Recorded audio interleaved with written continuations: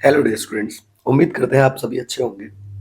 आज हम करेंगे सेक्शन डी और सेक्शन ई को। तो इस पूरे वीडियो को देखें और हमें सब्सक्राइब कीजिए और भी इंपॉर्टेंट क्वेश्चंस के लिए। Question number 32, hemispherical depressions are scooped out from two opposite faces of a solid wooden cubical block of side 14 centimeter. If diameter of each hemisphere is equal to the side of the cube, find the volume of remaining solid wooden block. Okay, 32 में हमें एक cubical block दिया हुआ था, तो हम एक cubical block बना देते हैं इस तरीके से। क्यूब की सभी साइड्स क्या होती हैं? इक्वल होती हैं। ओके, क्यूब एक 3D शेप होता है जिसकी सभी साइड्स क्या होती हैं? इक्वल होती हैं। तो क्वेश्चन में साइड भी दे रखी है, आप देख सकते हैं यहाँ पर, तो वो भी मैं लिख देता हूँ। ये है हमारी 14 सेंटीमीटर। साइड को हम ए से डिनोट करते हैं। नाउ यहां से दो एंड से, इसके दो अपोजिट एंड से क्या हो रहा है? हेमिस्फेयर स्कूप आउट करे जा रहे हैं। ओके, तो दो हेमिस्फेयर हमारे स्कूप आउट करे जा रहे हैं। कोई भी दो अपोजिट एंड आप ले लेंगे। और ये भी बता रखा है जो हेमिस्फेयर है उसका जो डायमीटर है वो इक्वल है साइड ऑफ द क्यूब के। मतलब जो डी है और जो ए है वो आपस में इक्वल होंगे। मींस डायमीटर भी इक्वल टू 14 सेंटीमीटर होगा। ओके, तो रेडियस की वैल्यू भी हम यहाँ से निकाल लेंगे, डिवाइड करके 2 से 7 सेंटीमीटर। तो दोनों एंड से कोई भी दो एंड ले लेते हैं, हम ऊपर और नीचे वाले लेते हैं, तो इनके एक एंड से एक हेमिस्फीयर यहाँ से स्कूप आउट हो गया और नीचे वाला जो एंड है उससे एक और हेमिस्फीयर ऐसे मैंने स्कूप आउट कर लिया। ठीक है, तो ये देख लीजिए इस तरीके से, और ऐसे एक ऊपर से भी। ओके, अब एक बात ध्यान रहे, आपसे कभी बार क्वेश्चन भी करता है कि कितना मैक्सिमम स्फेयर या हेमिस्फेयर हम स्कूप आउट कर सकते हैं एक क्यूब से। तो जो उसकी साइड होती है उसी के इक्वल करते हैं। ओके, तो डायमीटर दो और जो साइड होगा वो इक्वल होगा। डायरेक्टली भी आपको 1 मार्क्स में क्वेश्चन पूछ सकता है, आपके बुक में भी है एनसीईआरटी में। ठीक है, तो यहाँ पे तो ऑलरेडी गिवन था तो हमने डायरेक्ट यूज कर दिया। अगर आपसे पूछा कि मैक्सिमम किसी क्यूब से एक स्फेयर या हेमिस्फेयर हमें स्कूप आउट करना है या निकालना है तो उसका डायमीटर कितना होगा? तो डायमीटर उसकी साइड के बराबर ही होगा। ओके, आई होप ये बात क्लियर होगी। आगे बढ़ते हैं।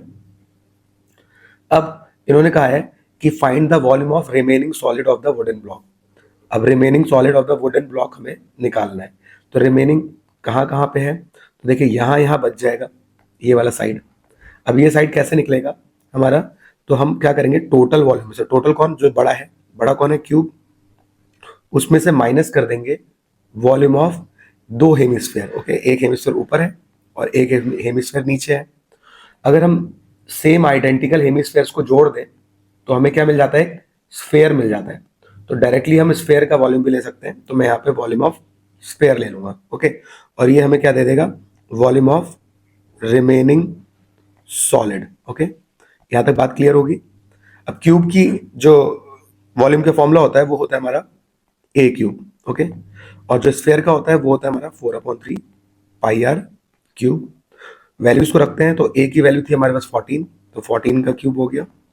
और यहाँ पे जाएगा 4/3, पाई की वैल्यू नहीं बोली गई है तो 22.7, और रेडियस हमने ऊपर सॉल्व करके 7 बता देता। ठीक है, अब यहाँ पे जो कैंसिल हो रहा है उसको कैंसिल कर देते हैं। जैसे 7 से 7 कैंसिल हो गया। ओके, नाउ यहाँ बचता है आपके पास 14 का क्यूब। 14 हमारा 3 टाइम्स है तो मैं इसको 3 टाइम्स लिख देता हूँ। ये आपका 4/3, 22 इंटू 7 इंटू 7। आप कॉमन क्या दे सकते हैं? 7 और 14 को कॉमन कर सकते हैं। यहाँ से 7 और 7 तो निकल ही जाएगा ना। बट मैं आपको एक और तरीका बताता हूँ, अगर आपको ये सही लगे तो आप यूज कर सकते हैं। ठीक है, देखिए इस 4 के पास कितने 2 है? तो 4 होता है हमारा 2 इंटू 2। तो अगर मैं एक 2 इसके साथ कर दूं तो ये कितना बन जाएगा? 14, और एक 2 इसके साथ कर दूं तो ये भी कितना बन जाएगा? 14। ओके, आई होप ये क्लियर होगी बात। तो मैं सीधे सीधे 14 को 2 टाइम्स कॉमन ले सकता हूं। अंदर क्या बचेगा? ये 14 बचेगा माइनस, देखिए मैंने इस 2 को तो बाहर लेके 14 बना दिया इन दोनों के साथ। यहाँ क्या बचा अंदर? 22/3। आई होप ये क्लियर होगा। ऊपर 22 बचा, नीचे 3। 14 इंटू 14, यहाँ पे एलसीएम लेंगे, 14 3 सा 42, ये हो गया 3। 14 का स्क्वायर होता है हमारा 196। 42 में से 22 को अगर माइनस करते हैं तो ये आ जाता है आपका 20/3।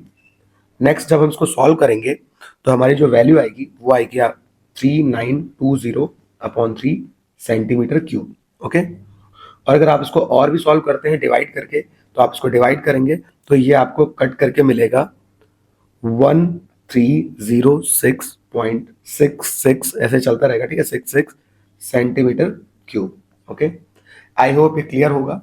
यहाँ पे जो मैंने कॉमन लिया है आप देख के समझ सकते हैं, मैंने उस 4 को ब्रेक करके 2 और 2 में लिख दिया। एक 2 इस 7 को दिया तो ये 7 2 14 बन गया, दूसरा 2 दूसरे को दिया तो वो 14 बन गया, तो यहाँ पर भी 14 2 टाइम्स हो गया, यहाँ भी 14 2 टाइम्स, उसको कॉमन ले लिया, फिर अंदर एक 14 यहाँ बचा और यहाँ 22 और 3 बचे थे तो उसको सॉल्व कर लिया। ओके, आप भी इसको सॉल्व कर लीजिएगा। नेक्स्ट क्वेश्चन पे आते हैं। ओके, क्वेश्चन नंबर 33 का फर्स्ट पार्ट, यहाँ पे चॉइस है, तो यहाँ क्या लिखा हुआ है, the following distribution shows the weekly pocket allowance of 64 children of a locality. If the mean pocket allowance is 180 rupees, find the values of x and y. अब यहाँ पर आपको क्वेश्चन में मीन पॉकेट अलाउंस दे रखा है, मतलब कि जो पॉकेट अलाउंस मिलता है 64 चिल्ड्रन को एक लोकेलिटी के, उनका एक एवरेज दे रखा है, मीन दे रखा है, तो हम मीन को बोलते हैं एक्स बार, तो यहाँ पे दे रखा है वो 180 रुपीज। ओके, अब यहाँ जो अननोन वैल्यूज हैं एक्स और वाई वो निकालनी है, और टोटल चिल्ड्रन है वो है 64। क्वेश्चन में अगर आपको टेबल बिल्कुल प्रॉपर तरीके से दे रखी हो, जैसे यहाँ पर आपको एक गैप दे रखा है 110 से 130, फिर 130 से 150। ओके, तो आपकी ये एक प्रॉपर टेबल है, मतलब बस आपने इसमें बताना है कि कौन सी आपकी क्लास होगी और क्या फ्रीक्वेंसी होगी, ठीक है। तो ये हमारी जो गैप वाली टेबल है इसको बोलते हैं हम क्लास, और जो नंबर ऑफ चिल्ड्रन है वो हो जाता है हमारा फ्रीक्वेंसी। Okay, F I.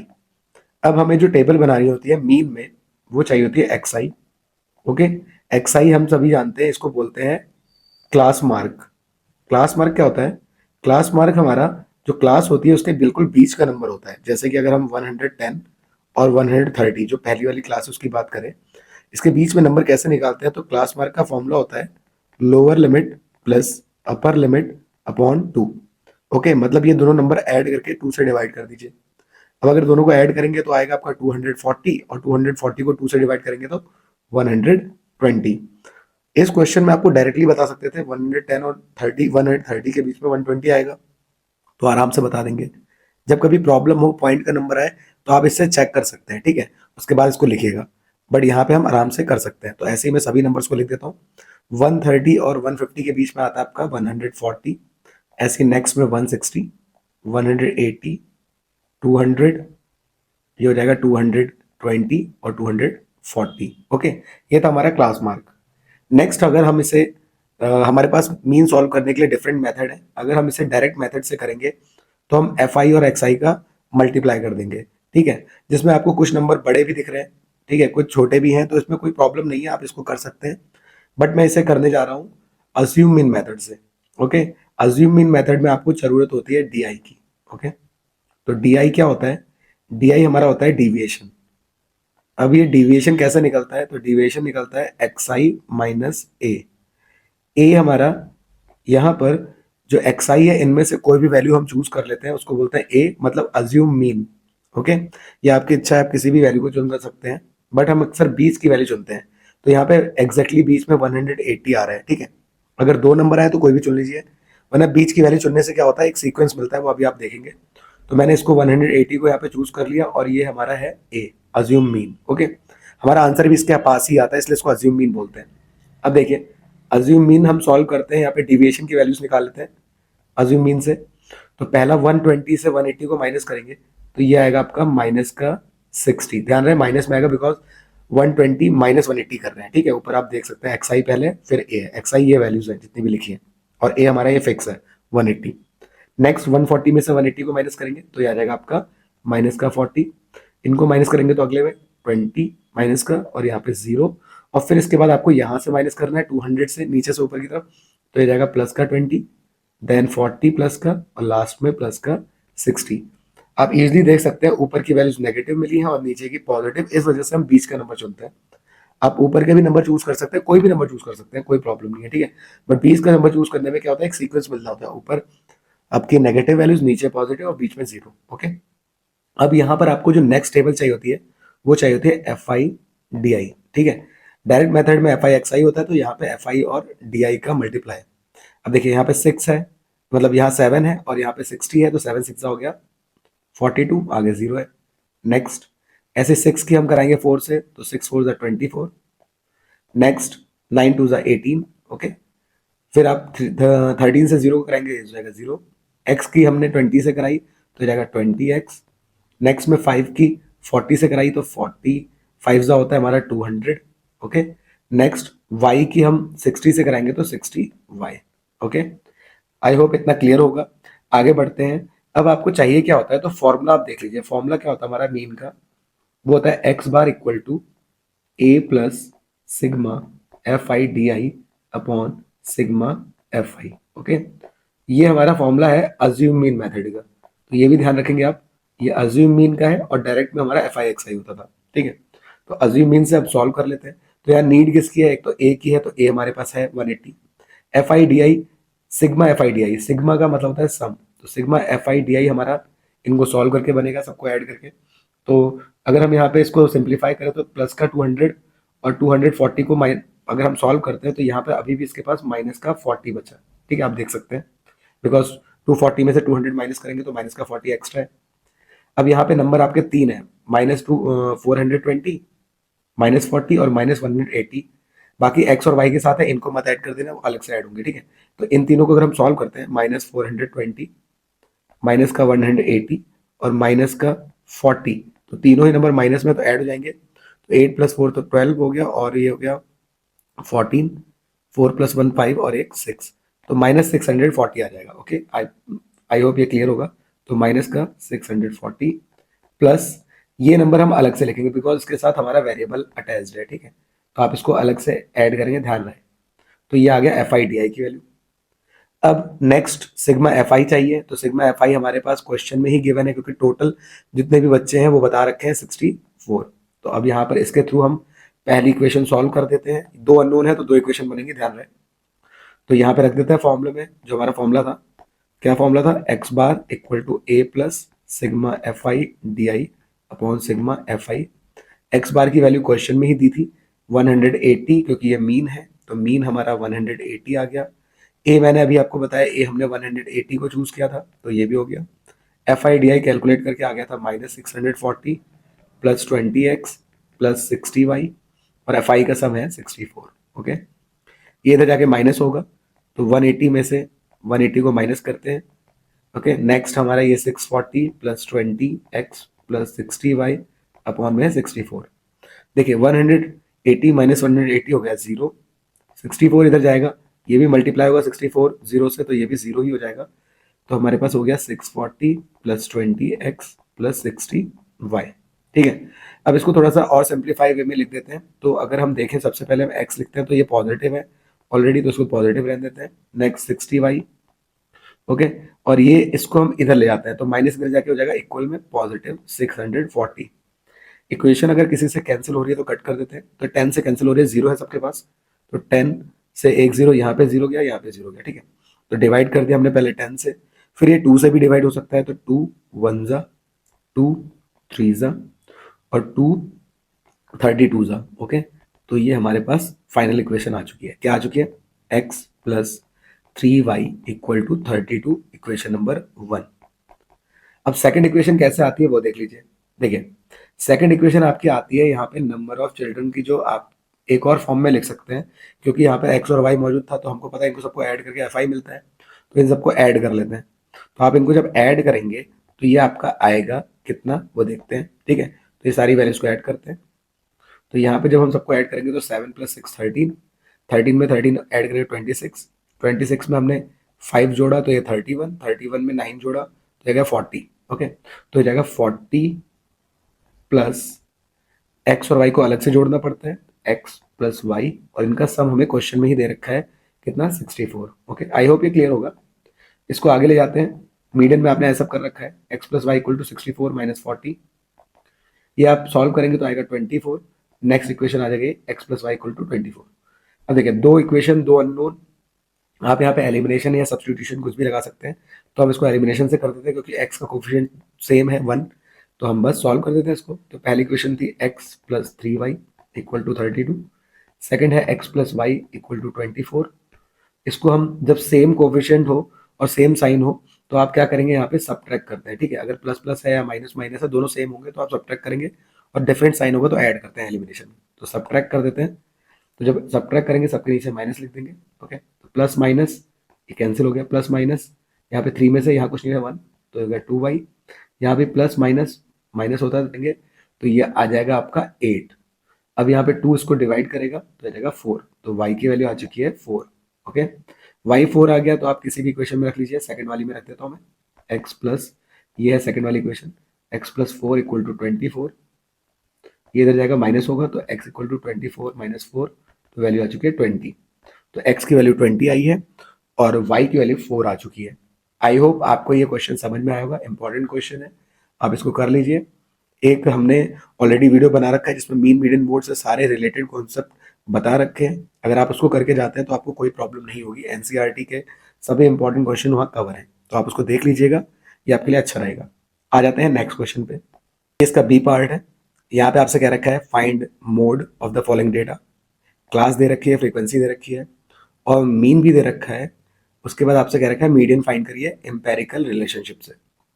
अब यहाँ पर आपको जो क्लास और फ्रीक्वेंसी दे रखी है वो हम देख लेते हैं। मोड में क्या होता है, मोड जब भी निकालना होता है तो हम सबसे मैक्सिमम फ्रीक्वेंसी को देखते हैं। उससे पहले हम अपनी टेबल को देखेंगे, टेबल बिल्कुल सही है। टेबल में आपको देखना क्या होता है कि जो हमारी टेबल है इसकी जो अपर लिमिट है और यहाँ पे जो लोअर लिमिट है वो बिल्कुल सही है कि नहीं है, ठीक है। ये लेस देन या मोर देन नहीं दिया हुआ है, तो ऑलरेडी मैंने आपको बताया कि वीडियो बना रखा है, आप उसमें देख लीजिएगा। अब हमारे पास टेबल सही है तो हम क्या करते हैं, सबसे मैक्सिमम फ्रीक्वेंसी को चुनते हैं। तो मोड में याद रखेंगे सभी बच्चे कि मैक्सिमम फ्रीक्वेंसी चुनते हैं, तो कौन सी है मैक्सिमम, 8, ओके। अब जो ये मैक्सिमम फ्रीक्वेंसी है इसको बोलते हैं हम F1। ऊपर जो फ्रीक्वेंसी होती है इसको बोलते हैं F0 और इसके बाद जो आती है इसको बोलते हैं F2, ओके।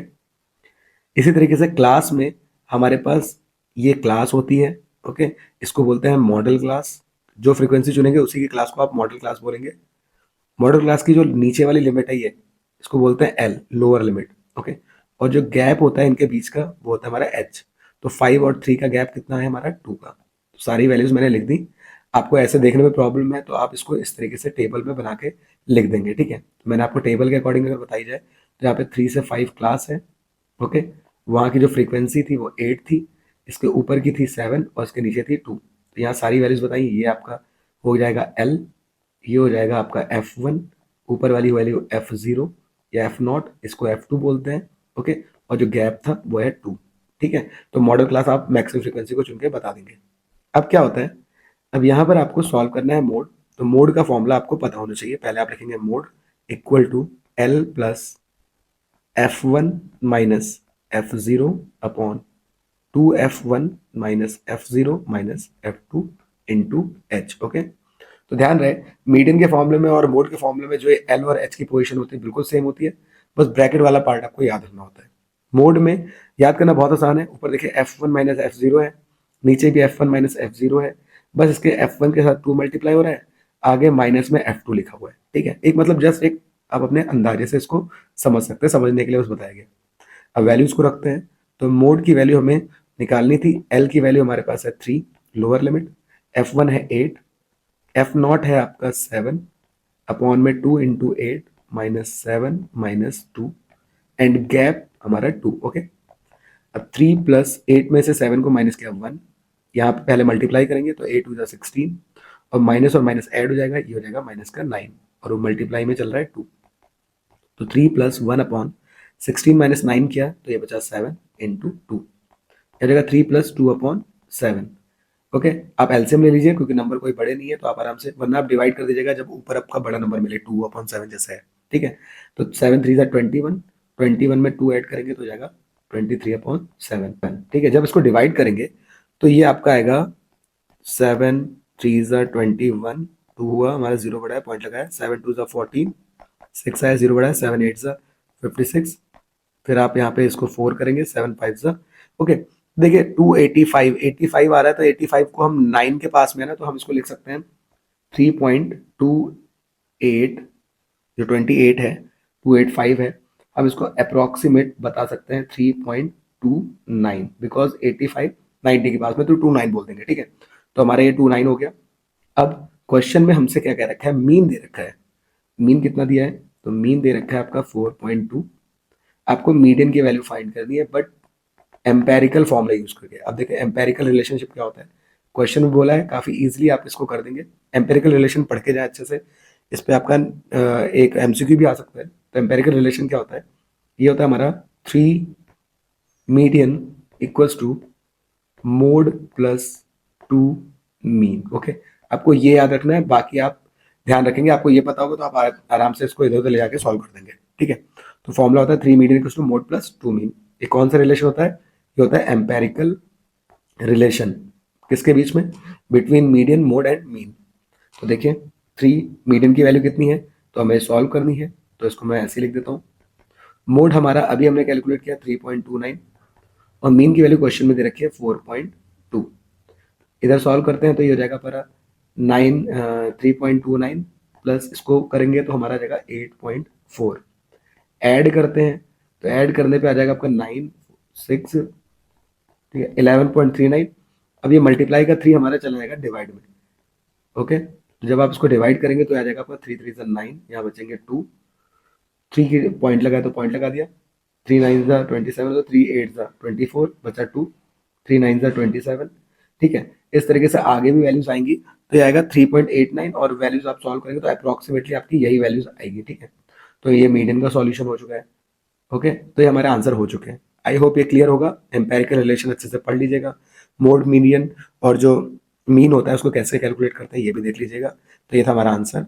आपको जो भी क्वेश्चन लगता है तो आप सोच समझ के उसको अटेम्प्ट करिएगा। ठीक है, तो अच्छे से कर सकते हैं। आ जाते हैं नेक्स्ट क्वेश्चन पे। क्वेश्चन नंबर 34, यहाँ भी चॉइस है। ए पार्ट में check whether the following equation is quadratic और not, if yes find the root. हमसे क्या रखा है कि चेक करो ये क्वाड्रेटिक है या नहीं है, और अगर है तो इसको, इसके जो रूट्स हैं वो फाइंड करिए। तो इक्वेशन आपके सामने दे रखी है ये। ओके, तो इसके लिए आप इसको सिंप्लीफाई करेंगे। इक्वेशन क्या है, x cube minus 4x square plus 3x plus 1। Okay, आगे आपको ब्रैकेट में लिखा है x माइनस 2 होल क्यूब। अब यहाँ पर a minus b whole cube की आइडेंटिटी लग रही है, a minus b whole cube, because यहाँ पर आपका a और b के फॉर्म में और बीच में माइनस है और ऊपर होल क्यूब बना है। तो a minus b whole cube क्या होता है, ये होता है आपका a cube minus b cube minus 3a square b plus 3ab square. Okay, ये आइडेंटिटी इस तरीके से ओपन होती है। तो इसी तरीके से हम इसको ओपन कर लेते हैं। यहाँ पहली वैल्यू देखे x है, तो x cube minus 2 cube minus 3a square b plus 3a b square. Okay, जब माइनस की आइडेंटिटी हो तो ध्यान रखिए यहाँ पे आप साइन नहीं लेते, जैसे -2 लोग ले लेते हैं, इनमें नहीं करना होता है। जब प्लस वाली आइडेंटिटी हो उसके माइनस वाली ना हो मौजूद और साइन माइनस के आ रहे हो तब आप ऐसा करते हैं। यहाँ पे आपको डायरेक्टली बस वैल्यूज को पुट करना होता है, एक्स के यहाँ पे एक्स और 2 के यहाँ पे 2। ठीक है, तो एक्स क्यूब माइनस 2 क्यूब होता है 8, यहाँ पे जाएगा 3 2 6 एक्स स्क्वायर, यहाँ 2 का स्क्वायर हो जाएगा 4, 4 की 3 से कराएंगे तो हो जाएगा 12 एक्स। ओके, इक्वल में हमारा x cube minus 4 x square plus 3x plus 1 चल रहा है। देखिए एक्स क्यूब से एक्स क्यूब क्या जाएगा, कैंसिल हो जाएगा। बाकी अब आपके पास जो वैल्यू बच रही है उनको साथ में ले आते हैं। तो एक्स स्क्वायर वाला टर्म पहले आता है तो पहले लिख लेते हैं 4x स्क्वायर। ये माइनस के 6x को इधर लेके आएंगे, एक्स स्क्वायर को इधर लेके आएंगे तो प्लस का 6x स्क्वायर हो जाएगा। फिर आता है x का नंबर, तो x आपका यहाँ पे है 3x, इधर से 12x लाएंगे तो ये माइनस का 12x हो जाएगा। फिर था प्लस का 1 और इधर से -8 लेके आएंगे तो प्लस का 8 इक्वल टू 0। ठीक है, अब यहाँ 4 और 6 को सॉल्व करेंगे तो ये प्लस माइनस माइनस होता है, 6 में से 4 को माइनस किया यहाँ पे अगर 2, साइन बड़ा है 6 का तो प्लस आ जाएगा। यहाँ पे भी, यहाँ पे 12 और 3 को करेंगे सॉल्व तो ये हो जाएगा आपका 3 में से 12 को माइनस किया तो यहाँ पे हो जाएगा हमारा 9, साइन माइनस का आएगा बिकॉज माइनस बड़ा है, और लास्ट में 8 + 1 9 इक्वल टू 0। अब देखिए फाइनली हमारे पास जो इक्वेशन मिल रही है उसकी जो डिग्री है, मतलब मैक्सिमम पावर है, वो है 2। तो इस वजह से ये कैसी इक्वेशन है, yes it is quadratic equation. आपसे पहला क्वेश्चन तो यही पूछा था कि इक्वेशन क्वाड्रेटिक है कि नहीं है, तो हम बोलेंगे यस, और अगर है तो फिर इसके रूट निकालिए। ओके, तो रूट इसके निकाल लेते हैं। रूट निकालने के लिए आपको पता है आपके पास 2 मेथड है, तो आप इसको middle term splitting factorization method से कर सकते हैं या फिर क्वाड्रेटिक फॉर्मूले से भी कर सकते हैं। अब मिडिल टर्म हम यहाँ पे लगा देते हैं। तो उसमें क्या होता है, पहले आपको ये जो नंबर है इसकी मल्टीप्लाई करते हैं इससे, तो 9 2 ज़ा 18, साइन देख लेंगे, ये प्लस का साइन है, तो प्लस का 18 आपको चाहिए मल्टीप्लाई करके, और ऐड और सब्ट्रैक्ट करके बीच वाला नंबर चाहिए होता है, तो 9 ये चाहिए होता है आपको ऐड या सब्ट्रैक्ट करके, ठीक है। तो देखिए कौन से नंबर हैं, तो जो 18 लाते हैं तो हम देख सकते हैं कि 6 3 18 होता है, ओके। और 6 में 3 को अगर हम ऐड करें तो 9 भी मिल जाएगा, बट साइन कैसा नेगेटिव है तो दोनों को नेगेटिव रखना पड़ेगा। -6 और -3 माइनस साइन हो गया, और -6 और -3 को जब मल्टीप्लाई करेंगे तो माइनस माइनस प्लस बन जाएगा, ओके। आई होप ये क्लियर होगा। 9 2 18 क्यों नहीं लिया, क्योंकि उसको हम मल्टीप्लाई करके 18 तो ले आएंगे, लेकिन इनका सम या सब्ट्रैक्शन 9 नहीं देगा, इस वजह से उसको नहीं लिखा, ठीक है। आ जाते हैं आगे। यहाँ पर आपके पास अब जो वैल्यू आई है वो आई है 2x² माइनस ब्रेक करके 6x माइनस 3x, इसके फैक्टर हो गए, प्लस 9 कॉमन ले लेते हैं, 2 और 6 में 2 हो गया, और x² और x में x हो गया, अंदर बचा x, क्योंकि 2x और x हो जाएगा 2x² माइनस यहाँ पे रहेगा 3, तो 2x की 3 से करेंगे तो 6x मिल जाएगा। इस ब्रैकेट में वही आता है जो इधर आ जाता है। अब बस आपको जरूरत है किसकी, 3 की, वो भी माइनस के, तो -3 की x से करेंगे तो पहला टर्म मिल जाएगा, और -3 से करेंगे तो प्लस का 9 मिल जाएगा, ओके।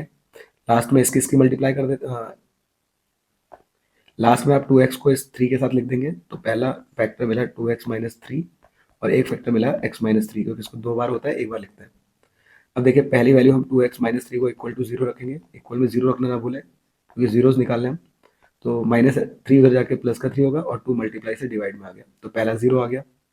दूसरा x माइनस 3 को रखा 0 के इक्वल, तो दूसरा आ गया 3, ओके। तो ये थे 0 हमारे, और हमने इसको सॉल्व कर दिया है। आई होप ये क्लियर होगा, बहुत आसान था, बट आपको आइडेंटिटीज ध्यान रखनी है सारी की सारी, ठीक है, जो भी आपने पढ़ी है क्लास 9th में और इससे पहले भी, ओके। तो इनको जरूर एक बार लिख के प्रैक्टिस कर लीजिएगा। नेक्स्ट क्वेश्चन पे आते हैं, 4 का बी पार्ट करते हैं। ये बहुत ही इंपॉर्टेंट क्वेश्चन है, इसका मैंने एक अलग से क्वेश्चन बता रखा है, आप उसको देखेंगे तो बहुत आसानी समझ जाएंगे। उसमें स्पीड ऑफ जो ट्रेन है वो बता रखा है, इसके अलावा एक क्वेश्चन और है जो कि अपस्ट्रीम डाउनस्ट्रीम से है, वो भी उसी में समझा रखा है, ठीक है। तो यहाँ क्या लिखा है, अ ट्रेन, तो यहाँ क्या लिखा है, अ train travels a distance of 480 kilometre at a uniform speed, if the speed had been 8 kilometer per hour less, then it would have taken 3 hours more to cover the same distance. Find the reduced speed of the train, also find the original speed. अब यहाँ पर आपको कह रखा है एक train है जो 480 किलोमीटर कवर करती है अपनी ओरिजिनल स्पीड से, अगर स्पीड को 8 किलोमीटर पर आवर लेस कर दिया जाए तो वो 3 घंटे ज़्यादा रहेगी। कॉमन सी बात है, अगर आप स्पीड कम करेंगे तो टाइम ज़्यादा लगेगा, ठीक है। तो आपको क्या करना है ना, जब ऐसा क्वेश्चन आए तो पहले तो आपको जो चाहिए आप उसको पहले मान लेंगे, क्या कर देंगे, let speed of train, actual में ओरिजिनल स्पीड है, ठीक है, वो हो जाएगी x kilometre per our, original मतलब कोई लेट जैसा भी चल रही थी टाइम से अपना सब कुछ, और डिस्टेंस भी हमको दे रखा है, ठीक है, तो डिस्टेंस दे रखा है कितना, 480 किलोमीटर, ओके।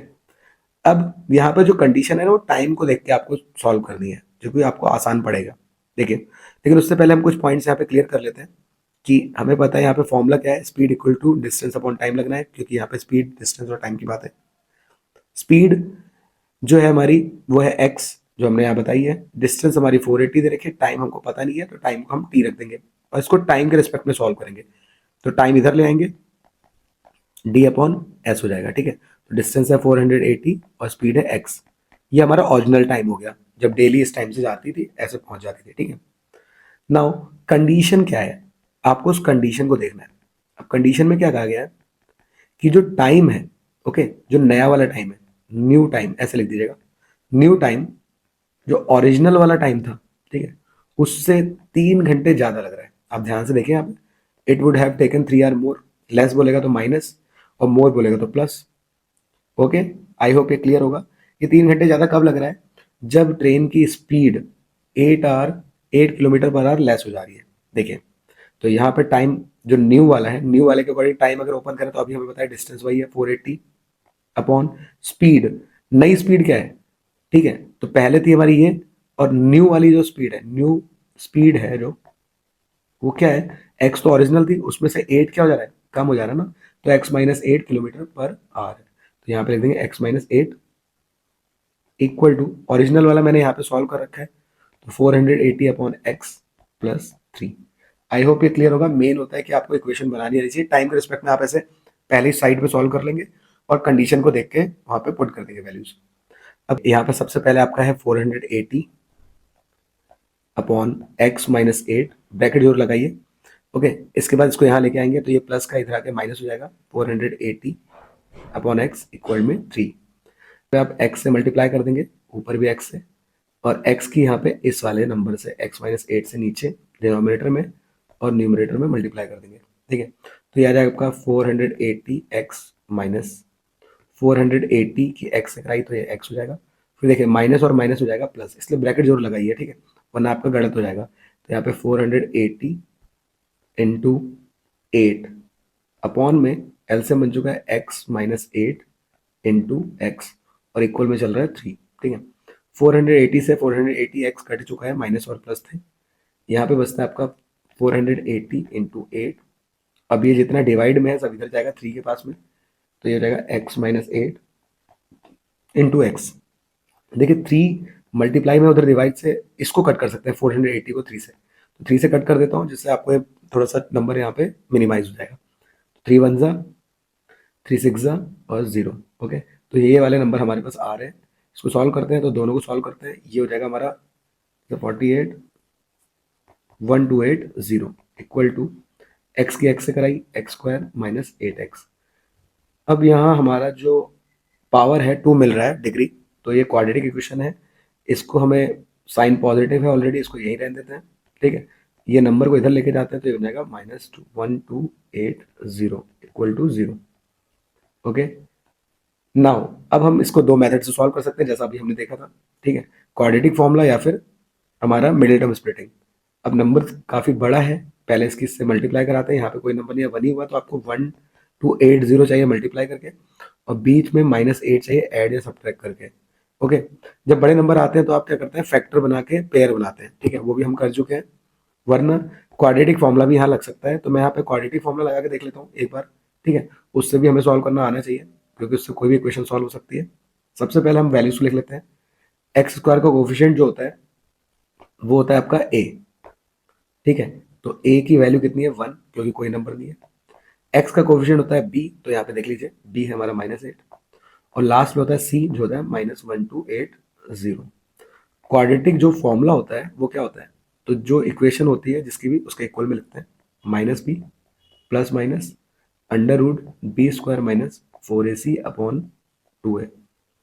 वैल्यू पुट करते हैं तो माइनस इसका साइन है, ध्यान रखेंगे। फिर b की वैल्यू खुद में -8 है, अगेन यहाँ पर -8 स्क्वायर -4, a है 1 और c है आपका -1280। Okay, upon 2 into 1।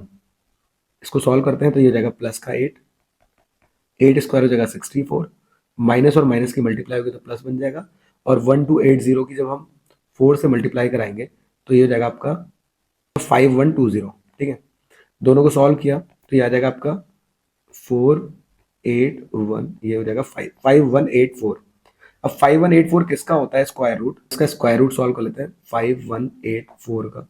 ठीक है, कैसे करते थे, पेयर बना के दो दो का। ठीक है, ये पीछे से इसमें। अब वैल्यू देखिए 51 जो नंबर है इसके बराबर कोई स्क्वायर होता है या इससे छोटा कोई है तो उसको लेते हैं। तो 7 का होता है हमारा 7 7 49। ओके, क्योंकि उसके बाद तो बड़ा हो जाएगा 8 का स्क्वायर 64। तो अब दोनों को माइनस किए यहाँ पे, तो ये माइनस करने पे आ जाएगा आपका 2। ओके, ये नंबर ऐड हो जाते हैं, ये हो जाएगा 14। अब ये नंबर जब हमारा छोटा है तो अगला वाला पेयर उतारते हैं दोनों। ठीक है, कितना 84, ध्यान रहे एक नंबर नहीं 2 नंबर।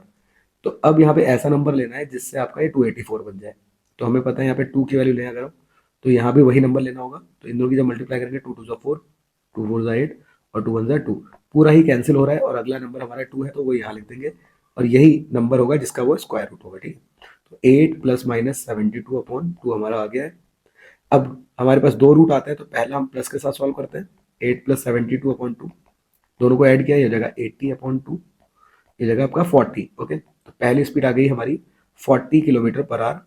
अब सेकंड वाला अगर हम सॉल्व करें तो 8 माइनस 72 अपॉन 2 को जब सॉल्व करेंगे तो ये जगह आपका 64 माइनस का अपॉन 2, ये जगह -32। और स्पीड कभी भी नेगेटिव नहीं होती है तो हम बोल देंगे नॉट पॉसिबल। ठीक है, तो ओरिजिनल स्पीड आ चुकी है हमारी कितनी एक्स की value 40 kilometre per our. Second में उसने पूछा था रिड्यूस स्पीड। ओके, अब रिड्यूस स्पीड का मतलब क्या है कि आपकी जो स्पीड कम होके आई थी, तो स्पीड कितनी होती है, एक्स माइनस एट थी, तो 40 में से 8 को जब हम माइनस करेंगे तो आ जाएगा 32 किलोमीटर पर आवर। ओके, सो ये था आंसर। इसको हम मिडिल टर्म से भी कर सकते थे, तो ध्यान रहे मिडिल टर्म करेंगे तो आप फिर 1280 के पेयर बनाएंगे, फिर ऐसा पेयर बनाएंगे कि कुछ नंबर का मल्टीप्लाई और दूसरे नंबर का मल्टीप्लाई मिलके आपको बीच वाला नंबर दे रहा हो ऐड या सब्ट्रैक्ट करके। क्लियर है? तो वो भी हम कर लेंगे आगे अगर क्वेश्चन आएंगे। तो ये था हमारा आंसर। आई होप आपके लिए ये क्लियर हो गया होगा। फिर भी कोई प्रॉब्लम हो तो प्लीज़ कमेंट्स में जरूर पूछिए। इसको ऑलरेडी इस क्वेश्चन को मैंने बता रखा है, इस टाइप के क्वेश्चन को, ठीक है, तो उसको भी देख लीजिएगा। अब नेक्स्ट क्वेश्चन को सॉल्व करते हैं, ठीक है। ये है हमारा 35।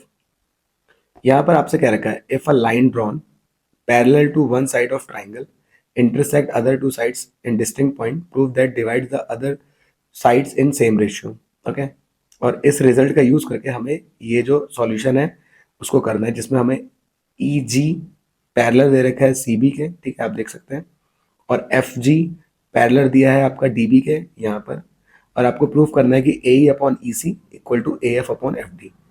अब देखिए जो स्टेटमेंट है ना ऊपर ये वाला इतना बड़ा सा जो लिखा हुआ है, ये आपका स्टेटमेंट है बीपीटी का।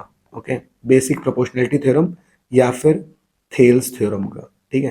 तो थेल्स थ्योरम अगर नेम से नहीं आती है तो ऐसे स्टेटमेंट के साथ आएगी, तो आपको सॉल्व करना होगा। ये भी ऑलरेडी मैं आपको एक इससे प्रीवियस एक पेपर सॉल्व किया है, उसमें आपको पूरा थेल्स थ्योरम बता रखा है, आप इसको देख सकते हैं, वरना मैं एक बार और समझा देता हूँ यहाँ पे, ठीक है। इसमें करना क्या होता है, तो थोड़ा सा इसको मैं कोशिश करूंगा जल्दी जल्दी आप समझ जाएं, ठीक है। तो यहाँ पर आपको एक ट्राइंगल दिया है, मान लीजिए एक ट्राइंगल है ए बी सी। अब पहली लाइन क्या कह रही है, if a line drawn parallel one side of triangle. अब किसी भी लाइन के पैरेलल अगर हम लाइन खींच दें, देखिए जैसे मान लीजिए बीसी के पैरेलल मैंने एक लाइन खींची डी, जो कि क्या कर रही है, इंटरसेक्ट कर रही है अदर टू साइड्स को डिफरेंट पॉइंट्स में। तो देखिए ये इन दो पॉइंट पे इंटरसेक्ट कर रही है, ए बी को डी पॉइंट पे और ए सी को ई पॉइंट पे। तो आपको क्या प्रूफ करना है कि जो दूसरी साइड्स हैं उनका रेशियो सेम होगा। तो क्या हमें प्रूफ करना है, to prove A D upon D B equals to A E upon E C, मतलब इनका जो रेशियो है जो इसने डिवाइड किया है वो इक्वल होगा, ठीक है। तो बस अब इसको सॉल्व कर लेते हैं। तो करना क्या होता है, यहाँ पे आपको करना होता है कंस्ट्रक्शन। अब यहाँ पर कंस्ट्रक्शन करना होता है आपको, तो उस कंस्ट्रक्शन को ध्यान रखेंगे हम। क्या था कंस्ट्रक्शन, तो ये जो डी पॉइंट है यहाँ से आप एक लाइन ड्रॉ करते हैं जो कि परपेंडिकुलर होनी चाहिए ए सी पर, ठीक है, इसका नाम रख देते हैं डी एम। यहाँ ई से एक लाइन ड्रॉ करेंगे जो कि परपेंडिकुलर होगी हमारी ए बी पर, तो हम लिख देंगे डी एम परपेंडिकुलर ए सी। और हमने ड्रॉ किया है जो हमारा ई एन है वो है परपेंडिकुलर ए बी पर, ठीक है। ये आपको करना है सिंपली, एंड फिर हमें क्या कर देना है, एंड ज्वाइन कर देना है यहाँ नीचे वाली लाइन जो है ई बी और डी सी को, ठीक है। तो डी सी को ज्वाइन कर देंगे एंड ई बी को। ओके, ये इसका कंस्ट्रक्शन है, आपको ड्रॉ करना है और ज्वाइन कर देना है। क्लियर है? ओके, अब आ जाते हैं आगे। अब देखिए आपको जो पहली साइड है एडी चाहिए ना, तो एडी साइड किस ट्राइंगल में आ रही है, ये ऊपर की तरफ आप ट्राइंगल देखें, ये वाला ट्राइंगल, ठीक है। तो आप कवर भी ऐसे ही करेंगे जिसमें आपको एडी साइड कवर हो रही हो, ए डी ई। ओके, तो हम यहाँ लिख देंगे, प्रूफ में आ जाते हैं यहाँ पे, प्रूफ में इन triangle A D E. Okay, ऐसे देखिएगा ए डी ई, और इस पर अगर हम देखें तो यहाँ पर ये हाइट बन रही है ये ई एन, तो इसका एरिया लेना होता है। तो area of triangle A D E क्या हो जाएगा, 1/2 बेस, ये बेस है ए डी वाला, और इस पर हाइट क्या बन रही है, ई एन बन रही है, तो उसको मैं ई एन लिख देता हूँ, इक्वेशन नंबर 1, ठीक है। यही चीज अब हम क्या करेंगे, इसके अपॉन में जो साइड चाहिए डी बी, उसके लिए देखेंगे, तो डी बी हमारा ये आ रहा है। ओके, आप यहाँ पे डी सी ई बी नहीं लेंगे। ओके, आप यहाँ डी सी बी को मत लीजिएगा, आप यहाँ डी ई बी को लीजिएगा, ठीक है। तो हम यहाँ पे एरिया लेंगे किसका, area of triangle D E B. Okay, ये क्या हो जाएगा, 1/2 बेस आपका ये डी बी हो गया। ओके, अब पर हमारे जो हाइट है ना ई एन, इसी ट्राइंगल पे पड़ रही है वो। ओके, इसलिए हम नीचे वाला ट्राइंगल नहीं लेते हैं, तो ये हो जाएगा आपका ई एन, हाइट आपको वही लेनी है। ओके, थेल्स और मैंने समझा रखी है, आप इसको देख लीजिएगा। अब दोनों डिवाइड में है तो इनको डिवाइड कर देंगे, डिवाइड इक्वेशन 1 एंड 2। अब देखिए सबसे पहले आप LHS लिख लीजिए, ए डी ई के अकॉर्डिंग वो इधर राइट हैंड साइड पे आपका 1/2 AD इंटू EN है। पहली क्वेश्चन देख लीजिए, डिवाइड कर रहे हैं किसके साथ, area of triangle DEB equal to उसकी जो साइड पे लिखा हुआ है यहाँ पे DB इंटू EN, ठीक है। कट करते हैं तो 1/2 से 1/2 कैंसिल हो गया, EN से EN कैंसिल हो गया,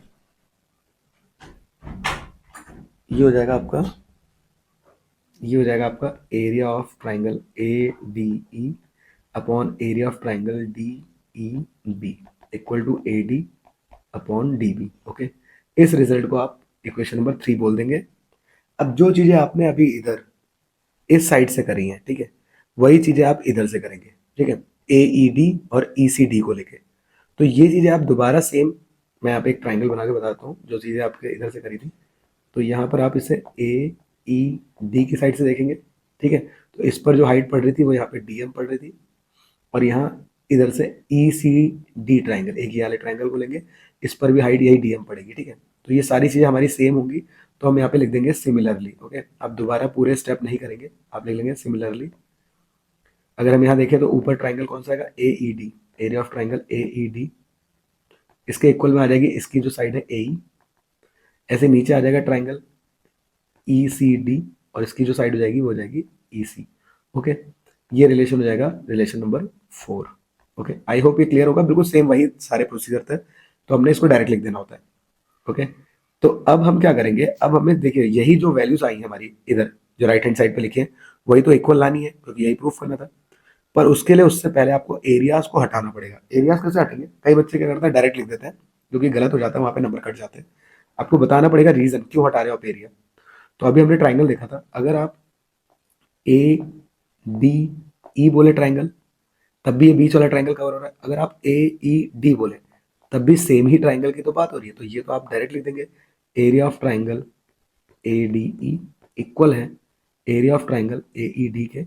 रीजन क्या है, क्योंकि वो सेम ट्राइंगल है, ठीक है।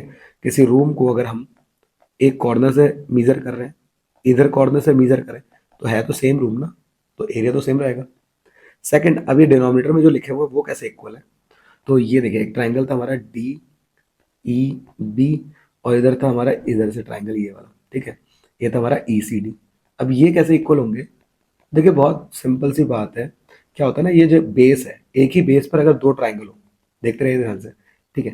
तो अगर एक ही बेस पे दो ट्राइंगल हो और दो पैरेलल के बीच में हो, क्लास 9 में हमने पढ़ा है, दो पैरेलल और उन्हीं के बीच में अगर दो ट्राइंगल एक ही बेस पे लाई कर रहा हो, तो उनका एरिया इक्वल होता है।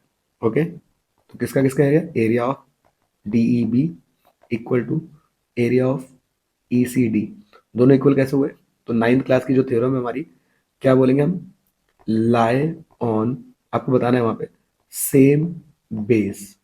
अब बेस सेम कौन सा, ये D, क्योंकि दोनों का बेस D पे, and between same parallel, parallel कौन से, ये दो DE और BC, तो हम बोल देंगे सेम पैरेलल कौन है, DE पैरेलल BC, ये हमें क्वेश्चन में गिवन था।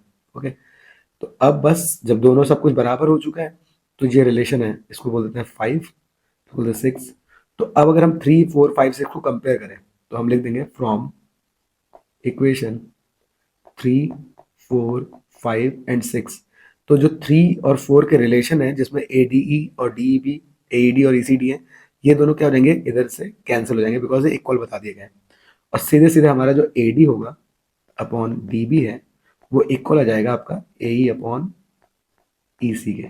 ओके, तो ये थी थेल्स थ्योरम, और आपको इसको ऐसे ही प्रूफ करना है। ऑलरेडी मैंने इसको प्रूफ करके दिखा रखा है, वहाँ पे मैंने और डिटेल में इसको समझा दिया है, आप इसको जरूर देख लीजिएगा। एक पेपर्स पुराने जो सॉल्व किए उनमें एक का क्वेश्चन है, ठीक है। आ जाता है इसके सेकंड वाले पार्ट में, इसमें कहा था कि हमें जो रिजल्ट है उसका यूज करके यहाँ सॉल्व करना है। EG पैरेलल CB दे रखा था, तो EG को आप देखिए यहाँ पर EG है CB के पैरेलल, और ऐसी FG है DB के पैरेलल, ठीक है। और प्रूफ करना है AE upon EC, AF upon FD। तो जिस ट्राइंगल की बात करी गई, मैं एक एक करके ट्राइंगल लूंगा, ठीक है। तो पहले आपको बोल रखा है जो EG है वो पैरेलल है CB के, ठीक है। तो ये किस ट्राइंगल में है, तो मैं बोल दूंगा इन ट्राइंगल ACB में EG is parallel to BC या CB, ये हमको गिवन है। ओके, और अभी हमने देखा था जब पैरेलल लाइन ड्रॉ होती है जो कि दो साइड को डिस्टिंक्ट रेशियो में डिवाइड करती है तो उनका रेशियो इक्वल होता है, तो हम रेशियो ले लेते हैं, ठीक है। तो हम यहाँ पे कौन सी थ्योरम अभी बताई थी मैंने, बाई बीपीटी। अब यहाँ ए ही पहले लिखा तो आप इसको रेशियो को नीचे से लेंगे, तो ए अपॉन ई सी, इधर भी ऐसे ही ए G upon G B, okay. ये किसमें है, बाई बीपीटी, अभी हमने जो थ्योरम प्रूव करी थी, क्वेश्चन नंबर 1। इसी तरीके से अब आ जाते हैं सेकंड ट्राइंगल में। तो सेकंड ट्राइंगल क्या है हमारा, जो ये नीचे की तरफ ट्राइंगल बना हुआ है, ओके, ए डी बी, आप यहाँ देख सकते हैं ए डी बी, ठीक है। यहाँ पर आपको जो वैल्यू दे रखी है, इधर के जी एफ पैरेलल है बी डी के, ओके। तो यहाँ पे लिख देते हैं in triangle A D B G F parallel B D के, और ये हमको क्या है, गिवन है। और गिवन है तो फिर से आप रेशियो ले सकते हैं, ठीक है। तो यहाँ ए एफ पहले था तो ए एफ को पहले लेते हैं, A F upon F B equal to A G upon G B, okay. ये भी किस्सा है बाई बीपीटी। अब देखिए फर्स्ट इक्वेशन और टू इक्वेशन में क्या है, जो आपका ए जी अपॉन जी बी और इधर भी ए जी अपॉन जी बी है वो इक्वल आ रहा है, सेम आ रहा है। तो आप कंपेयर कर लीजिए, लिख देंगे आप फ्रॉम इक्वेशन 1 एंड 2। तो जो राइट हैंड साइड है वो क्या हो जाएगा, कैंसिल हो जाएगा। सीधे सीधे कौन हो जाएगा, ए ई अपॉन ई सी लेफ्ट हैंड साइड उधर के लेफ्ट हैंड साइड के इक्वल आ जाएगा, ए F upon F D, okay. और यही प्रूव करना था, तो ये हमारा क्या हो जाएगा, hence proved, okay. I hope ये क्लियर होगा। तो थेल्स थ्योरम के साथ इसका रिजल्ट आपको यूज करके बताया गया था, इसको सॉल्व करना, तो ये सॉल्व हो गया। तो ये थे हमारा सेक्शन डी। अब हमें करना है सेक्शन ई। सेक्शन ई में हमारे केस बेस्ड क्वेश्चन है, तो आप इसको अच्छे से देखिए। इस क्वेश्चन में हमसे क्या कह रखा है, 36 जो है, the marathon is a long distance foot race with distance 42.195 kilometre, usually run as road race, but the distance can be covered on trial route. The marathon can be completed by running or with walk strategy. Marathon was one of original modern Olympic events in 1896. तो marathon के बारे में बता रखा है, distance 42.195 kilometre बता रखा है। तो ये मैराथन जो है ओलंपिक इवेंट 1896 में भी हुआ होगा, तो इसके बारे में मतलब जो बता रखा है। तो मेनली हम अपने क्वेश्चन पे आते हैं। यहाँ पे जो मेन क्वेश्चन उस पर हम ध्यान देंगे, नेहा कोई लड़की है क्लास 10th की, wishes to participate in marathon, उसको मैराथन में मतलब इच्छा है कि उसमें पार्टिसिपेट करे। She decided to begin her practice by gradually increasing her running distance, okay. अब वो धीरे धीरे अपनी रनिंग डिस्टेंस को इंक्रीज करना चाहती है, ठीक है, प्रैक्टिस से। फर्स्ट वीक में वो डिसाइड करती है 3 किलोमीटर दौड़ेगी हर दिन, और इंक्रीज करेगी 2 किलोमीटर हर हफ्ते, ठीक है। हर हफ्ते अपनी डिस्टेंस को 2 किलोमीटर के हिसाब से इंक्रीज करेगी प्रैक्टिस करके। सेकेंड वीक में she would run 5 kilometre, okay, each day. In the third week she should run 7 kilometre and so on, ठीक है। तो हमको बता दिया ये। अब बेस्ड ऑन द इन्फॉर्मेशन हमें आंसर करना है। तो देखिए यहाँ पे काफी सिंपल सा क्वेश्चन है आपका, ये अरिथमेटिक प्रोग्रेशन का क्वेश्चन है।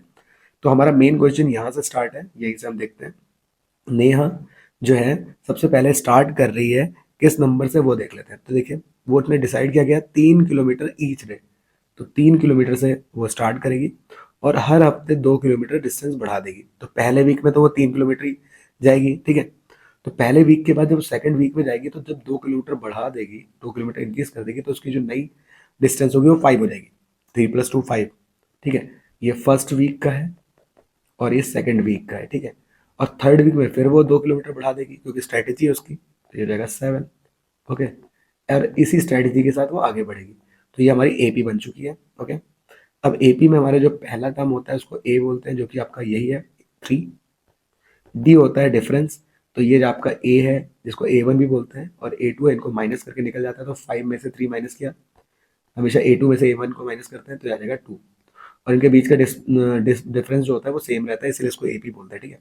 तो 2 हो गया। अब आपको सॉल्व क्या करना है, यहाँ पे बोल रखा है what distance will cover each day of 8th week of the practice, कितने डिस्टेंस कवर होगी 8th वीक में। तो देखिए इसी प्रैक्टिस के साथ अगर वो 8th वीक बोले, तो 8th वीक में कितना कवर होगा, 8th वीक मतलब ए ए 8, ठीक है। तो 8th वीक मतलब A8, तो 8th वीक में कितनी डिस्टेंस कवर होगी चेक कर लेते हैं। तो ये होता है A+7D, फॉर्मूले में n-1 होता है, तो 8 में से 1 माइनस हो गया। तो अब यहाँ पे सॉल्व करते हैं, 3 7 गैप है 2, 7 2 14 + 3, ये जाएगा 17 किलोमीटर। तो 8th वीक में वो 17 किलोमीटर दौड़ने लग जाएगी। आगे बढ़ते हैं। In which week would she able to run 45 kilometre each day? क्या वो किसी वीक में 45 किलोमीटर दौड़ पाएगी? तो आपको यहाँ पर ये ऐसे आगे जाते जाना है, क्या वो 45 किलोमीटर हर दिन जा पाएगी, दौड़ पाएगी? कोई ऐसा वीक है? तो आपको नंबर ऑफ वीक बताना है, एन बताना है, ठीक है। और यहाँ लास्ट वैल्यू दे दी है इसने, लास्ट वैल्यू मतलब ए एन, क्योंकि ए की जो एपी की जो वैल्यूज होती है जहाँ पे हमें पहुंचना होता है उस लास्ट वैल्यू को ए एन बोलते हैं ना, nth टर्म। तो लास्ट में हमें 45 पे पहुंचना है। फॉर्मूला क्या होता है ए एन का? ए एन बराबर a plus n minus one d. Value रख देते हैं, पूछ रखा है तो हम चेक कर रहे हैं बस, ठीक है, अभी हम कंफर्म नहीं है। तो अब ए की वैल्यू कितनी है हमारे पास? 3, एन हमें पूछा गया है, और डी की वैल्यू है हमारे पास 2। इधर माइनस होगा तो 45 माइनस 3 एन माइनस 2। 45 में से 3 को अगर हम माइनस करते हैं तो ये आ जाए आपका 42, ठीक है। और ये हो जाएगा n minus one into two. देखिए मल्टीप्लाई का 2 है, उधर जाके डिवाइड चला जाएगा, तो 42/2 आया। अब 42/2 को जब हम सॉल्व करेंगे तो ये 21 आ जाएगा, ओके। -1 इधर जाएगा तो +1 होगा, तो 21 + 2 हो जाएगा 22। तो हाँ, यहाँ पर एक ये बिल्कुल ही रियल नंबर मिल रहा है हमें, पॉजिटिव नंबर। तो हम बोल देंगे 22nd वीक में ये क्या हो जाएगी, इतना किलोमीटर दौड़ने लग जाएगी। यहाँ पर थर्ड पार्ट को ध्यान समझिएगा। इसमें ए वाला जो है, what is the total distance covered by Neha after 11 weeks if she practise 5 days in each week. अब यहाँ डेज की भी बात कर रखी है, यहाँ पे थोड़ा कंफ्यूजन हो जाती है बच्चों को, सीधे सीधे वो S11 निकाल देते हैं। टोटल डिस्टेंस बोला है तो निकालना तो S11 ही है, लेकिन वो 5 डेज इंक्लूड करना भूल जाते हैं, फिर उनका गलत हो जाता है, ठीक है। तो देखिए ध्यान से समझिएगा, अगर मैं अपनी एपी की बात करूँ तो वहाँ पे क्या थी, पहले वीक में 3 किलोमीटर दौड़ती थी, अगले वीक को उसने 2 बढ़ा दिए थे, तो कितने हो गए थे 5, फिर 2 बढ़ा दिए थे, कितने हो गए थे 7। ओके, आई होप इतनी बात क्लियर होगी। पर ये तो पर वीक का था ना, अब हर दिन में, हर वीक में 5 दिन दे दिए, मतलब अब ये वीक के अकॉर्डिंग था। अगर मैं डे की बात करूँ तो पहले दिन वो 2 3 जा रही थी, फिर 3 जा रही थी, 3 3 3, ओके। फिर नेक्स्ट वीक वो, फिर वो 5 5 5 5 5, क्योंकि 5 दिन की बात करेंगे ना, तो 1 2 3 4 5, 7 में वो जाएगी 7 7 7। हफ्ते भर तो वो सेम डिस्टेंस कवर कर रही थी ना, उसके बाद 2 किलोमीटर बढ़ा रही थी। तो एपी आप ना इसके अकॉर्डिंग सोचना, ओके, क्योंकि डेज के अकॉर्डिंग आपको बताना है टोटल 5 5। और अगर आप डेज के अकॉर्डिंग नहीं करते तो पहले आप इससे निकालेंगे S11, फिर उसको 5 से मल्टीप्लाई ना करना भूलें, वरना आपका गलत हो जाएगा, ठीक है। तो ध्यान रहे, तो मैंने इसलिए एपी को ही ऐसे कन्वर्ट कर दिया। अब देखिए बहुत सिंपल है, अगर मैं एपी को ऐसे बना देता हूँ तो और आसान रहेगा। तो 3 5 15, 5 5 बार मल्टीप्लाई तो ये हो जाएगा 25, और नेक्स्ट 7 की अगर हम करें तो 7 5 35, ओके। तो एपी इसके अकॉर्डिंग देखना, ठीक है, आसानी से आप सॉल्व हो जाएगा। तो ये हो जाएगा हमारा ए, ओके। डी की वैल्यू हमारे पास हो जाएगी यहाँ 10, हमें निकालना है एन, हमारा 11th रखा, 11th वीक में, तो 11 वीक्स में तो S11। अब सम का फॉर्मूला क्या होता है, ये होता है हमारा n/2, 2a plus n minus one into d, okay. तो S11 equals to n/2, 2a plus 11 minus one into d, जो गैप है हमारा वो 10 हो गया। 11/2, 15 टू 30, 11 से 1 गया 10, 10 10 सा होता है 100, ओके। 100 प्लस 30 होता है हमारा 130/2, 2 से कट करते हैं, 2 6 2 5 2 6 12, और यहाँ बचेगा 1, 2 5 10। अब इन दोनों को जब मल्टीप्लाई करेंगे 65 और 11 को, तो ये आ जाएगा हमारा 715 किलोमीटर, ओके। तो सिंपली आप इसको कैलकुलेट कर देंगे, अगर आप ऐसे पहले दिमाग लगा लें तो, ठीक है। कई बार आप क्या करते हैं बच्चे, मैंने देखा खुद ही, कि वो S11 निकाल के सीधे छोड़ देते हैं और आंसर समझ जाते हैं, तो यहाँ पे आपके मार्क्स कट जाते हैं। तो आपको ये चीज़ नहीं करनी है, क्वेश्चन को समझ लेना अच्छे से। आई होप ये क्लियर होगा इस तरीके से, ठीक है। तो नेक्स्ट इसका और पार्ट है, और पार्ट में क्या रखा है, had she increased the distance by 3 kilometer each week instead of 2 kilometer each week, in how many weeks would she train herself run for 42 kilometer per day? अगर वो 2 किलोमीटर जैसे जा रही थी, बट उसकी जगह अगर वो 3 किलोमीटर अपने जो डिस्टेंस है उसको बढ़ाए, तो पर डे वो 42 किलोमीटर कब तक पहुंचेगी, कितने वीक लग जाएंगे उसको, उसने पूछा है। तो यहाँ पर भी आपको एन की वैल्यू निकालनी है। तो एन की वैल्यू निकालने के लिए आपको ध्यान रखना है, यहाँ पे एन की वैल्यू पूछे ना कौन से वीक में पहुंचेगी। अब वो 3 किलोमीटर के हिसाब से बढ़ाएगी, ध्यान रखें 3 किलोमीटर के हिसाब से जाना है, और फाइनली पहुंचना है 42 किलोमीटर। तो ए एन की वैल्यू कितने पे जाना है, 42 किलोमीटर। लेकिन अब जो डिस्टेंस हमारी बढ़ रही है वो 3 के अकॉर्डिंग है, तो डी आपका 2 नहीं होगा, 3 होगा। इसने बोला ना इंक्रीज करें 3 के हिसाब से, तो डी की वैल्यू 3 होगी, ध्यान रहे, ठीक है। क्योंकि एपी अब ऐसे होगी ना, स्टार्टिंग वीक में 3 था, 3 में +2 करे थे 5, बट यहाँ पे 3 में +3 करेंगे तो ये रहेगा 6, फिर +3 करेंगे तो ये रहेगा 9। तो पहले वीक में 3, दूसरे वीक में 6, 9, ऐसे करते करते 42 कब पहुंचेगी ये पूछ रहा है, ठीक है। तो वही देखते हैं। तो ए एन बराबर a+n-1 into D. A N की वैल्यू है 42, अभी मान के चलते हैं ए की वैल्यू है 3, एन हमको बताना है कौन से वीक में जाएगी, और डी हमारे पास इस बार 3 है, 3 इधर आके माइनस होगा, n-1 और 3, यहाँ पे आपका जाएगा 39।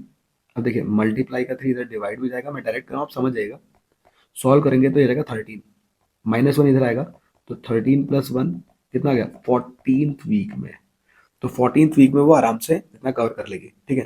और आप चेक कर लिए ना 14 3 का कितना होता है, 42 होता है, ओके। तो ये था हमारा आंसर, और ये प्रीवियस वाले पार्ट से ज़्यादा बेटर लग रहा है मेरे को, सॉल्व करें तो जल्दी हो जाएगा, ठीक है। तो थोड़ा सोच समझ के करेगा, बाकी आपको ध्यान से करना ही है। आगे आते हैं नेक्स्ट केस स्टडी पे। इसमें क्या लिखा है 37 में, drones are used by military for surveillance purpose. These days drone are also used by individual entrepreneurs, SMEs and large companies to accomplish various tasks. Okay, यहाँ ड्रोन के जो यूजेस है वो बता रखे हैं, कहाँ कहाँ होते हैं, बहुत जगह यूज होते हैं, सारे पॉइंट्स आपको यहाँ पे दे रखे हैं बहुत सारे, ठीक है। तो वो बात बता रखी है। अपने क्वेश्चन पे आते हैं सीधे, बिना समय को वेस्ट किए, ठीक है। आप इसके बारे में देख सकते हैं बाद में भी। तो a drone is flying over a rectangular field, okay, with vertices A -100 0, B 100 0, C 100 150, D -100 and 150. Drone captures image of location x, y based on the information, answer करना है। तो देखिए क्वेश्चन में जो हमारा मेन फोकस करना है हमें, एक रेक्टेंगुलर फील्ड दे रखा है, उसमें ड्रोन उड़ रहा है, जिसके जो वर्टिसेस हैं दे रखे हैं आपको ए बी सी और डी, और जो पॉइंट्स हैं वो देख लेते हैं हम। तो पॉइंट ए के पॉइंट है हमारे -100, 0, ठीक है। आप देखते रहेगा 100, 0। नेक्स्ट सी के पॉइंट है 100, 150, और डी के पॉइंट है हमारे -100, 150, ठीक है। The drone captures image at location x, y। अब ये जो है एक लोकेशन है x, y, उस पर कैप्चर कर रहा है इमेज, ठीक है। इसको हम बाद में लोकेट कर देंगे। Find the distance of the, पहले तो उसने पूछा find the dimension of rectangular pool. अब डायमेंशन क्या होती है, तो डायमेंशन होती है लेंथ और ब्रेथ, ठीक है। तो ये लेंथ है और ये ब्रेथ है, तो एक तरीके से आपको यहाँ पे डिस्टेंस निकालनी है, ठीक है। क्योंकि लेंथ एक डिस्टेंस है ना, तो डिस्टेंस फॉर्मूला हम यहाँ पे लगाएंगे, ओके। तो लेंथ निकालने के लिए मैं डिस्टेंस फॉर्मूला लगाऊंगा, तो डिस्टेंस फॉर्मूला हमारा क्या होता है, वो होता है x2 - x1 whole square plus y2 - y1 whole square. अगर हम ए बी के अकॉर्डिंग डिस्टेंस देखें, क्योंकि ए बी जितना होगा उतना ही तो सी डी होगा, कोई भी आप एक निकाल लो। तो ये ए बी के अकॉर्डिंग देखें, ये x1, ये y1, ये x2 और ये y2। तो फॉर्मूला लगा देते हैं। तो x2 कितना 100 माइनस, फिर से x1 की वैल्यू देखिए फिर से 100 आ रही है, तो मैं इसको सीधे प्लस कर दूंगा, बिकॉज माइनस माइनस प्लस होता है, होल स्क्वायर। y2 कितना है 0, y1 भी 0। अब 100 100 हो गया 200, 200 का स्क्वायर, उधर तो 0 ही हो जाएगा खत्म। अब देखिए स्क्वायर से रूट कट गया तो ये आ जाएगा 200, तो ये आ जाएगा ए बी की वैल्यू 200, ओके। नेक्स्ट आगे देखते हैं, ब्रेथ की वैल्यू निकालनी, तो मैं बी और सी को देखूंगा, तो बी और सी को देखूंगा तो उसके अकॉर्डिंग देख लेते हैं। आप ए और डी भी निकाल सकते हैं, ठीक है। तो जब आप इसको सॉल्व करेंगे तो यहाँ पर आपके पास ये वैल्यू को आप x1 और ये y1 बोल देते हैं, बी वाली वैल्यू, ठीक है। और यहाँ पे बोल देंगे x2 y2, ओके। तो यहाँ से b और c की वैल्यू निकाल देते हैं। ये लेंथ आ चुकी है, ठीक है। यहाँ पर देखिए तो ये x2 कितना 100 -100 होल स्क्वायर प्लस y2 है 150 -0 होल स्क्वायर, ठीक है। तो ये तो खत्म हो गया, 0 हो गया, और 150 में से 0 गया 150 आ गया, ऊपर स्क्वायर चल रहा है तो यहाँ 150 का स्क्वायर बचेगा, रूट से कट ही जाएगा स्क्वायर, तो 150 आ गई ब्रेथ की वैल्यू, ओके। तो डायमेंशन आराम से आपने निकाल दिए, लेंथ और ब्रेथ। लेंथ आपकी आ चुकी है 200 और ब्रेथ आ चुकी है 150, ठीक है। तो मैं लिख देता हूँ लेंथ इक्वल्स टू 200 यूनिट्स, और ब्रेथ आप लिख देंगे क्योंकि कोई यूनिट दी नहीं है तो यूनिट्स लिखेंगे 150 यूनिट्स, ठीक है। क्लियर होगा। नेक्स्ट पे आते हैं। नेक्स्ट में आपसे क्या रखा है, find the distance between point A and C. अब ए और सी के बीच में डिस्टेंस बतानी है, तो ए और सी के बीच के डिस्टेंस देखिए, ए और सी कहाँ है, ये है ना ए और सी, तो ए और सी के डिस्टेंस निकाल देते हैं। ए एंड सी अलग से दिखा देता हूँ मैं। ए के पॉइंट है -100, 0 और सी के पॉइंट है यहाँ पे 100, 150। डिस्टेंस फॉर्मूला लगाएंगे तो ये हो जाएगा x1 y1 हो जाएगा x2 y2। डायरेक्टली फॉर्मूला लगाते हैं, तो x2 हमारा है 100 माइनस x1 है फिर से 100, वो भी माइनस का तो प्लस बन जाएगा होल स्क्वायर। y2 है 150 माइनस 0 होल स्क्वायर। ठीक है, ये आपका हो जाएगा 200 होल स्क्वायर प्लस 150 का स्क्वायर। 200 का स्क्वायर होता है हमारा, 2 का स्क्वायर 4 हो गया, 2 जीरो के हो जाएंगे 4 जीरो, और 15 का होता है 225 और 1 जीरो के 2 जीरो। ठीक है, ऐड करेंगे तो ये हो जाएगा आपका 5 2 और यहाँ पे हो जाएगा 6।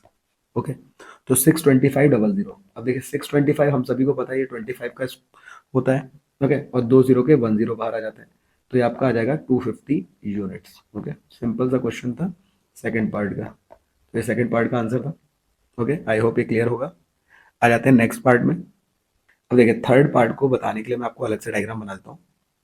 If a drone captures the image of an object pxy on rectangular field, find the relation between x and y such that p equal to pc। आपको रिलेशन बताना है यहाँ पे। जो रेक्टेंगुलर फील्ड है वो हमारा इस तरीके से था। ठीक है, अब इसके अकॉर्डिंग डायग्राम बना रहा हूँ मैं बस, ए बी सी और डी।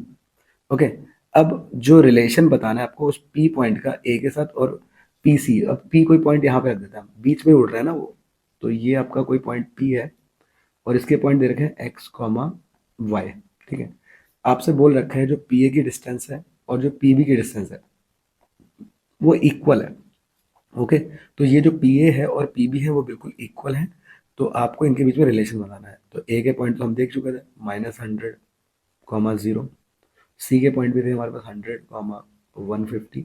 अब इसके अकॉर्डिंग इसको सॉल्व कर लेते हैं। ठीक, तो जब हमें कंडीशन दे रखी है P A equal to P C, okay, distance formula लगेगा रूट में। ओके, तो जब हम इधर से देखेंगे तो हम इसको बोल देते हैं x1 y1 ये जगह x2 y2। ठीक है, और जब पी सी की साइड से देखेंगे तो ये हो जाएगा x1 y1, उसको फिक्स रख देते हैं इस पॉइंट को। ठीक है, तो x2 माइनस x1, तो x2 कितना है हमारा x माइनस x1 कितना है -100, तो ये जाएगा plus whole square plus y2 की बात करी जाए तो y2 है y माइनस 0 का होल स्क्वायर। इसी तरीके से पीसी वाले को देख लेते हैं, तो x2 वही फिक्स था x -100 whole square plus y2 है आपका y -150 होल स्क्वायर। ठीक है, दोनों साइड रूट है तो स्क्वायरिंग ऑन बोथ साइड करके रूट कट कर दीजिए, डायरेक्ट आपको बता देंगे। ठीक है, तो यहाँ बचता है आपका x प्लस 100 का स्क्वायर प्लस वाई स्क्वायर और यहाँ x -100 का होल स्क्वायर प्लस y -150 का होल स्क्वायर। ठीक है, आइडेंटिटी लग रही है a plus b whole square, तो ये होती है a square plus b square plus 2ab। Okay, यहाँ पे लग रही है माइनस की, तो a square minus plus b square minus 2ab, और नेक्स्ट में यहाँ पे माइनस की लग रही है, तो a स्क्वायर प्लस 150 का स्क्वायर माइनस 2ab। ओके, कुछ कैंसिल हो रहा है, कट देते हैं। तो एक्स स्क्वायर से आपका यहाँ देखिए एक्स स्क्वायर से एक्स स्क्वायर कैंसिल हो गया, 100 का स्क्वायर से 100 स्क्वायर कैंसिल हो गया, सेम साइन है इसलिए। ठीक है, उसके बाद वाई स्क्वायर से वाई स्क्वायर कैंसिल हो गया, इन दोनों को मत कैंसिल करना क्योंकि इनके साइन अलग है। ठीक है, इसके बाद आपका कोई भी चीज़ कैंसिल नहीं हो रहा है, तो आपके पास क्या बचा 2 इंटू 100 हो गया 200x इक्वल में बचा 2 इंटू 100 हो गया 200x, लेकिन यहाँ साइन हो जाएगा माइनस का। 15 का स्क्वायर करेंगे तो 22500 और यहाँ 150 को y से किए तो हो जाएगा 300y। ओके, अब -2x को इधर लेके आएंगे 200x को, तो ये प्लस बन जाएगा। ओके, -300 को इधर लेके आएंगे तो प्लस का 300y बच जाएगा और इक्वल में आ गया 22500। ऐड कर देंगे 200 को तो ये हो जाएगा 400x 300y इक्वल टू 22500। देखिए पूरी इक्वेशन अगर किसी नंबर से कैंसिल हो तो कट कर दीजिए, तो ये पूरी इक्वेशन हमारी जो कैंसिल हो रही है वो हो रही है हमारी 100 से, तो 100 4 ज़ा 400 100 3 ज़ा 300 और यहाँ पे 100 से ये 2 जीरो कट जाएंगे तो आ जाएगा 225। तो यही बताना था रिलेशन, और रिलेशन आ चुका है एक्स और वाई के बीच में। तो ये था final answer. Okay, I hope ये क्लियर होगा। रिलेशन वाले क्वेश्चन आते हैं तो आपको बस बता रखा था जो P है पॉइंट, उसकी डिस्टेंस इस A और B से इक्वल थी, तो P इक्वल टू P भी कर दिया। इसकी पोजीशन को फिक्स रखा था मैंने x2 y2, यहाँ से x1 y1 लिया पहले, और इधर भी x1 y1 कर दिया। ठीक है, ओके। नेक्स्ट इसका और वाला पार्ट, और वाले पार्ट में क्या कह रखा है, if drone captures the image of an object at point Q whose x coordinate is 0 and it is equidistant from A and D, okay, find the coordinates of Q। तो देखिए यहाँ पर हमें जो दे रखा है, रेक्टेंगुलर हमारा जो फील्ड था A B C D, अब कोई पॉइंट Q है, ठीक है, जो ये Q पॉइंट है इसके कोऑर्डिनेट्स हैं, x जो कोऑर्डिनेट है वो हमारा 0 है, y नहीं बताया तो y हमें बताना है। ठीक है, अब देखिए A के पॉइंट तो हमारे वही थे -100, 0, और D के पॉइंट थे हमारे -100, 150, बिकॉज इन्हीं का यूज है तो मैं इन्हीं को लिख रहा हूँ।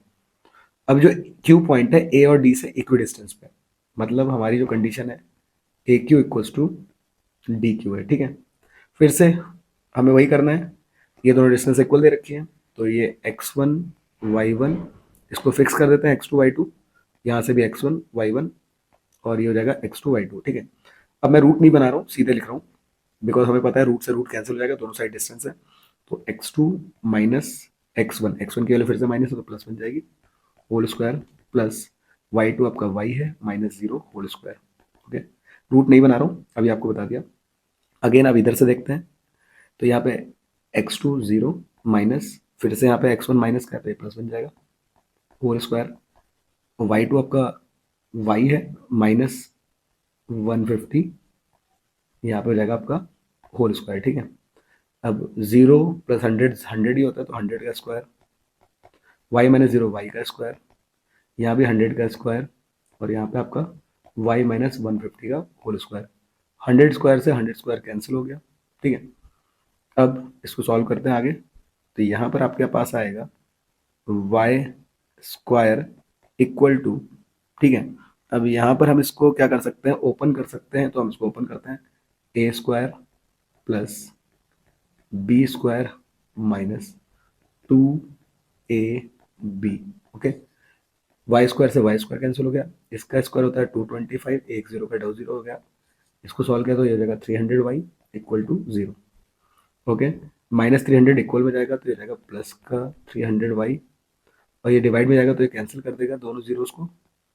अब 225 के डिवाइड में 3 गया, तो 3 से आएगा, मैं 3 7 से 21, 1 बचा 3 5 से, तो y की वैल्यू आ चुकी है 75। हमें कोऑर्डिनेट बताने थे q के, तो x तो क्वेश्चन में गिवन था 0, y की वैल्यू आ चुकी है 75, तो 0,75 हमारे कोऑर्डिनेट्स हो चुके हैं। ये थी आपकी second case study. Okay, I hope ये क्लियर होगा। आ जाते हैं लास्ट केस स्टडी पे।